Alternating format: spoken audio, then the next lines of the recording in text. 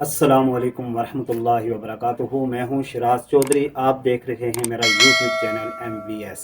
आज हम बात करेंगे anti cancer effect of Berberis lycium Royle. Simply अगर आपको बताएं तो सुमलू कैंसर के ख़िलाफ़ कैसे काम करता है, इसके ऊपर हम बात करेंगे।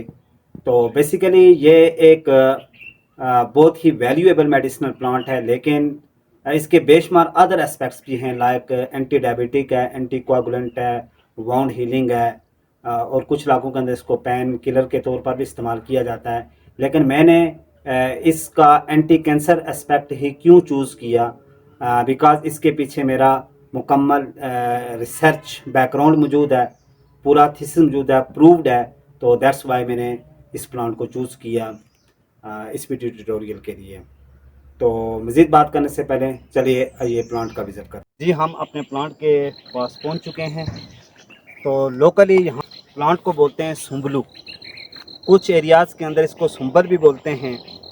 इसका जो साइंटिफिक नेम है, बोटेनिकल जो इसका नेम है, वो है बर्बेरस लाइसियम।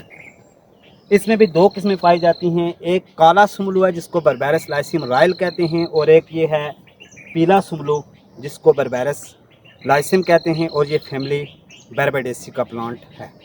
तो चलें हम इसके दीगर एस्पेक्ट, इसकी मॉर्फोलॉजी को देखते हैं। अब इसके हम मॉर्फोलॉजी की बात करते हैं।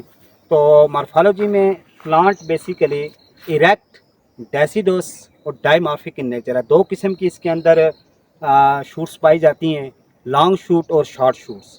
जो लॉन्ग शूट होती हैं वो प्लांट का स्ट्रक्चर बनाती हैं, जो शॉर्ट शूट होती हैं वो तकरीबन 2 मिलीमीटर तक लॉन्ग होती हैं। अब इस पे हम स्टेम की बात करते हैं, हम आपको दिखाते हैं इसका स्टेम भी और ब्रांचेस भी। तो इसके स्टेम के अगर कलर की बात करें तो कलर इसका वाइटिश टू ग्रेशियन कलर है। तो अगर लीव्स के हवाले से हम बात करें तो इसका लीव्स ग्रेशियन कलर है, यानी ग्रीन कलर है, ग्रीनिश कलर है, ब्राइट है। अंदर से ये इंटायरली जो है थोड़ा सा थिक है, और जो साइडें इसकी हैं टूथ ऑब्लेंसियोलेट टू ओबोवेट इन शेप है।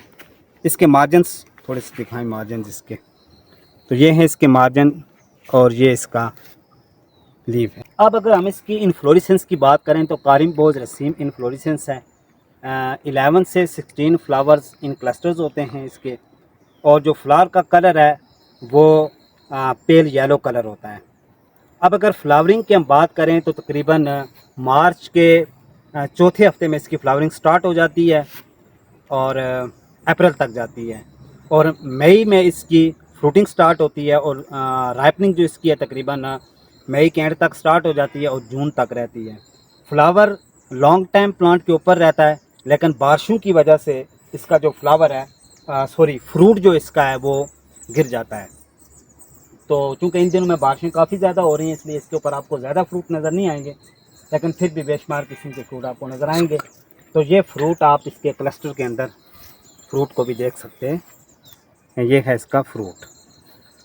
अब हम बात करते हैं इसको, फ्लावर डाइमॉर्फिक इन नेचर है, पेल येलो कलर का होता है, और उसकी जो पोलिनेशन होती है वो थ्रू इंसेक्ट होती है, इंसेक्ट के ज़रिए से पोलिनेशन इसकी होती है। फ्रूट की बात करें तो फ्रूट इसका इस वक्त आपको पर्पल कलर का नज़र आ रहा है, ये आप देखें। फ्रूट की शेप की बात करें तो ओवाइड टू ओबोवेट, ओबोवाइड इन शेप है या ग्लोबोज इन शेप है। तो जब अनराइपन फ्रूट होता है इसका तो ग्रीन कलर का होता है, और जब राइप हो जाता है यानी पक जाता है इसका फ्रूट, तो उस वक्त ये फ्रूट इसका पर्पल कलर का हो जाता है। आप इसे देख सकते हैं। तो थोड़े से हम इसके फ्रूट को खा भी लेते हैं, बड़े टेस्टी हैं। इंग्लिश में इसके फ्रूट को बोलते हैं बेरी, और काशपाल भी बोलते हैं। ब्लूबेरीज़ के नाम से भी इसके फ्रूट को याद किया जाता है कुछ कंट्रीज़ के अंदर।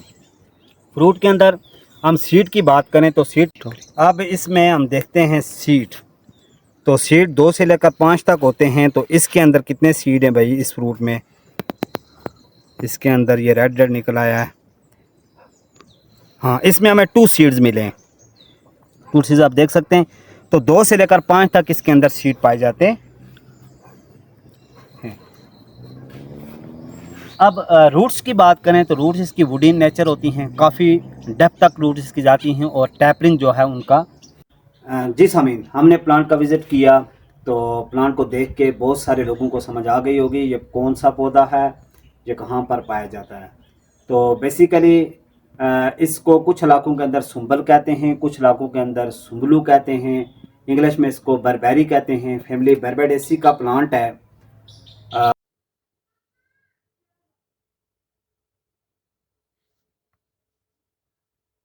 कि हम नेचर की बात करें तो ये श्रबिन नेचर है, स्पाइनी प्लांट है, बुश लाइक इसकी नेचर है। तो मॉर्फोलॉजी आपने डिस्कस कर ली, इसलिए हम मॉर्फोलॉजी के ऊपर मज़ीद बात नहीं करेंगे, लेकिन हम इसके एंटी कैंसर इफेक्ट को देखेंगे। सेल लाइन के ऊपर इसको कैसे अप्लाई किया, इसके एक्सट्रैक्ट को हमने कैसे हासिल किया, इसके कितने % इसकी साइटोटॉक्सिसिटी है। तो इन तमाम बातों के ऊपर हम बात करेंगे। थोड़ा सा हम कैंसर को देख लेते हैं कि बेसिकली कैंसर क्या चीज़ है। तो कैंसर कोई ऐसी बीमारी नहीं है जो किसी भी जर्म की वजह से फैलती है, लाइक या इसका कोई जो काजल एजेंट है वो जर्म है, लाइक बैक्टीरिया, वायरस नहीं, बल्कि cancer uncontrolled division of cell का नाम है। अगर आप इसको सिंपली डिफाइन करेंगे तो हम कह सकते हैं कि uncontrolled division of cell is called cancer. हमारी जो बॉडी के सेल हैं ये डिवाइड होते हैं, जिनको हम सोमैटिक सेल्स कहते हैं। इस प्रोसेस का नाम है माइटोसिस, और माइटोसिस का पूरा प्रोसेस बेसिकली एक जीन के कंट्रोल में होता है। तो जीन क्या है जी? डीएनए का एक खास पार्टिकुलर एक टुकड़ा है, एक हिस्सा है, एक सेगमेंट है जो हमारे फिजिकल ट्रेट को कंट्रोल करता है, उसको हम जीन कहते हैं। तो जीन की जो बुनियादी यूनिट है, जो उसकी स्ट्रक्चरल यूनिट है, उसको हम न्यूक्लियोटाइड कहते हैं। और न्यूक्लियोटाइड 3 चीज़ों से मिलकर बना होता है। Number 1 pentose sugar, nitrogenous basis और फास्फेट ग्रुप। तो किसी भी वजह से, चाहे रेडिएशंस हैं या केमिकल्स हैं, तो इस जीन के अंदर म्यूटेशन आ जाती है। जब जीन में म्यूटेशन आ जाती है तो जीन अपना काम प्रॉपरली नहीं कर पाती, नॉन फंक्शनल हो जाती है, और आपका जितना भी प्रोसेस है सेल की डिवीजन का, बेसिकली वो अनकंट्रोल हो जाता है, वो जीन के कंट्रोल में नहीं रहता। तो जिसकी वजह से सेल डिवाइड होकर एक ट्यूमर बना लेते हैं, देन ट्यूमर कैंसर में तब्दील हो जाता है। तो तकरीबन इस वक्त एस्टिमेटेड दुनिया के अंदर जो डेथ हो रही है उसका तीसरा हिस्सा डेथ की जो वजूहत हैं वो कैंसर है। तो तकरीबन 3000 प्लांट को कैंसर के खिलाफ यानी कि वो साइटोटॉक्सिक इफेक्ट रखते हैं, तकरीबन 3000 प्लांट पूरी दुनिया के अंदर। अब आजकल जो ट्रीटमेंट कैंसर की चल रही है वो कीमोथेरापी है, रेडियोथेरापी है। तो कीमोथेरापी और रेडियोथेरापी के ट्रीटमेंट से हम क्यों इज्तनाब करते हैं, क्यों अवॉइड करते हैं? इसलिए कि ये कैंसर सेल के साथ साथ जो बाकी बॉडी के सेल हैं उनको भी किल कर देते हैं। लेकिन जो प्लांट बेस्ड मटेरियल है वो सिर्फ अपने टारगेटेड सेल को यानी कैंसर सेल को ही किल करते हैं, इसलिए प्लांट बेस्ड मटेरियल को प्रेफर किया जाता है बाकी की ट्रीटमेंट के ऊपर। तो हमने कैसे इस एक्सट्रैक्ट को प्रिपेयर किया? तो बेसिकली इस मकसद के लिए हमने कुछ प्लांट को अपरूट किया, यानी जड़ों समेत प्लांट को हमने निकाला। फिर जड़ को हमने वॉश किया टैप वाटर के साथ अच्छे तरीके से। फिर जड़ की भी, स्टेम की भी हमने डीबार्किंग की, यानी हमने उसकी छाल को उतारा। फिर कुछ ब्रांचेस को विद लीव्स और बार्क जो हमने स्टेम की और रूट की उतारी थी उसको हमने अंडर शेड रख दिया। तो मटेरियल को अंडर शेड ड्राई करना है आपने, यानी किसी सायादार जगह में और जहाँ पे ओपन एयर हो, मगर धूप में ड्राई नहीं करना, इसलिए कि इसके अंदर कुछ मेटाबोलाइट्स, सेकेंडरी मेटाबोलाइट्स ऐसे होते हैं जो हाईली वोलेटाइल होते हैं और वो उड़ जाते हैं और आपका जो मटेरियल है वो फिर वैल्यूएबल नहीं रहता। तो तकरीबन 27 डेज तक इसको मैंने मटेरियल को मैंने ड्राई किया अंडर शेड, और देन फिर एक मैकेनिकल ब्लेंडर की मदद से, यानी जूसर मशीन आप कह लें, उसके साथ 2-3 कप लगे होते हैं, तो उसकी मदद से इसको मैंने ग्राइंड करके बिल्कुल पाउडर फॉर्म में कन्वर्ट कर दिया। अब लीव्स जब खुश्क हो गए तो फिर मैंने बाय बीटिंग, यानी उनको किसी स्टिक के साथ मैंने, जैसे आप सिंपल लफ्ज़ों में कहते हैं उनको झाड़ना, जब खुश्क हो जाए तो आप अगर स्टिक मारेंगे तो लीव्स गिर जाएंगे, उनको झाड़ के फिर मैकेनिकली हाथ के साथ मैंने उनको कांटों को अलग किया, लीव्स को अलग किया, फिर उसका भी मैंने पाउडर प्रिपेयर कर लिया ग्राइंडिंग करके।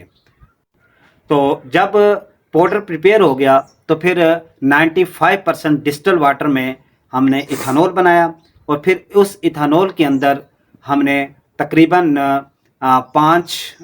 10 ग्राम हमने पाउडर को 3 बीकर में डाला। डालने के बाद उसके ऊपर हमने एल्युमिनियम फाइल लगा के तो शेकर के अंदर रख दिया। 72 आवर्स तक उसको शेकर में रखा। तो देन इस प्रोसेस को बोलते हैं मैसीरेशन। हमने उसको मैसीरेट किया, फिर हमने शेकर से बाहर निकाल के उसको छोड़ दिया। तो जो रॉ मटेरियल था, जो फालतू चीज़ें थी, वो नीचे बैठ गई उसकी, और जो एक्सट्रैक्ट था उसमें से निकला वो बिल्कुल ऊपर आ गया। तो फिर एक्सट्रैक्ट को हमने अलग से पेट्री डिश में लिया और ओपन एयर में हमने रख दिया। तो इथानॉल इवेपोरेट हो गई और पीछे उसके बिल्कुल एक्सट्रैक्ट बच गया। तो ये हम बात कर रहे थे पाउडर की फार्मेशन के हवाले से। तो ये है स्टेम का पाउडर, आप देख सकते हैं। नेक्स्ट है ये लीफ का पाउडर। ये थोड़ा सा सब्ज़ कलर का है, इसलिए क्योंकि लीफ का रंग जो है वो ग्रीन होता है, तो इसलिए ये ग्रीन पाउडर है। नेक्स्ट है ये आपके पास रूट का पाउडर, थोड़ा सा डार्क येलो है स्टेम की बनिस्बत।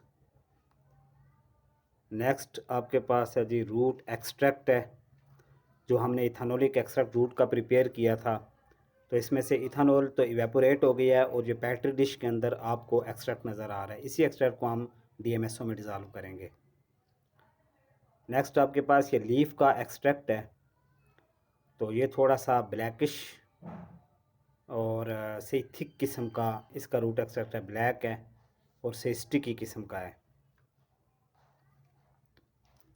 तो ये है हमारे पास अनट्रीटेड कैंसर के सेल लाइन HEPG2 लीवर के सेल लाइन है। इनके ऊपर हमने कोई भी इफ़ेक्ट अप्लाई नहीं किया, इनके ऊपर हमने कोई भी सोल्यूशन अप्लाई नहीं किया। ये अनट्रीटेड हैं और इनको हमने पॉजिटिव कंट्रोल के तौर पर लगाया यहाँ पे। नेक्स्ट ये है इसमें हमने इसके ऊपर हमने सिर्फ DMSO को अप्लाई किया है, ये चेक करने के लिए कि क्या ऐसा तो नहीं है कि हमारे सेल की जो साइटोटॉक्सिसिटी है वो DMSO की वजह से है। चूँकि हमने अपने रूट एक्सट्रैक्ट को, लीफ एक्सट्रैक्ट को और स्टेम एक्सट्रैक्ट को DMSO के अंदर डिज़ोल्व करके सेल लाइन के ऊपर अप्लाई किया था। तो इस चीज़ को वेरीफाई करने के लिए हमने DMSO को अप्लाई किया नेगेटिव कंट्रोल के तौर पर, और ऑब्जर्वेशन से ये पता चला कि ये सिर्फ 2% DMSO किल करता है कैंसर के सेल लाइन को। तो नेक्स्ट जो आपके पास स्लाइड नंबर 1 है, ये आपके पास है स्टेम के इस स्लाइड नंबर 1 के ऊपर हमने स्टेम के एक्सट्रैक्ट को अप्लाई किया था। तो स्टेम के एक्सट्रैक्ट ने 67% सेल को किल किया। स्लाइड नंबर 2 जो है, इसके ऊपर हमने लीफ के एक्सट्रैक्ट को अप्लाई किया और लीफ के एक्सट्रैक्ट ने 69% सेल लाइन को किल किया। स्लाइड नंबर 3 जो है वो, इसके ऊपर हमने रूट के एक्सट्रैक्ट को अप्लाई किया और रूट ने 81% जो है वो सेल लाइन को किल किया। तो इन तीनों में अगर हम कंपैरिजन देखें तो सबसे ज़्यादा जो साइटोटॉक्सिसिटी है, साइटोटॉक्सिक इफ़ेक्ट है, वो रूट एक्सट्रैक्ट का है। दूसरे नंबर के ऊपर लीफ का है और तीसरे नंबर के ऊपर स्टेम के एक्सट्रैक्ट का इफ़ेक्ट है, साइटोटॉक्सिक इफ़ेक्ट है। ये पांचों स्लाइडें कंपैरेटिवली हैं। बर्बेरस रूट है, लीफ, स्टेम, अनट्रीटेड और DMSO को जो अप्लाई किया हमने, वो उन पांचों सेलों कंपैरेटिवली आपको दिखाया गया है। तो ये है आपके पास ग्राफिकल इसकी रिप्रेजेंटेशन। एक तरफ आपको रिलेटिव वाइबिलिटी ऑफ सेल है और दूसरी तरफ जो आपने इसके ऊपर जो यूज़ किया, एक्सट्रैक्ट यूज़ किया। तो पहले आप अनट्रीटेड कंट्रोल को देख लें, दूसरे आपने आप DMSO को चेक करें तो DMSO ने सिर्फ 2% किल किया था सेल को, इसलिए थोड़ा सा आपको ये बार ग्राफ इससे नीचे नज़र आ रहा है।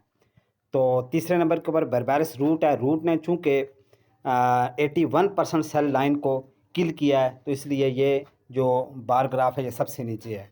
उसके बाद बर्बेरस लीफ है, तो बर्बेरस लीफ ने 69% किल किया था और बर्बेरस के स्टेम ने 67% सेल लाइन को किल किया था। तो ये हैं पहली स्लाइड के अंदर आपको ये प्लांट फ्लावरिंग सीजन के अंदर नज़र आ रहा है। और दूसरा इसका सिर्फ एक फ्लावर है। तीसरी स्लाइड के अंदर सेपल्स हैं। चौथी में इसका इन्फ्लोरेसेंस हैं। और नेक्स्ट स्लाइड जो है इसमें कार्पेल है, और उससे नेक्स्ट स्लाइड के अंदर प्लांट के लीव्स को दिखाया गया है।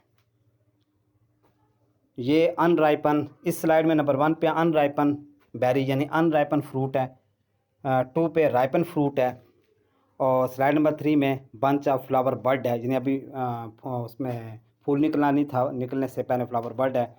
ये सीड्स हैं। नेक्स्ट अन जो है ना राइपन ब्रांच है फ्रूट की, और आगे स्पाइंस आपको दिखाए गए हैं। Thanks you for watching this video.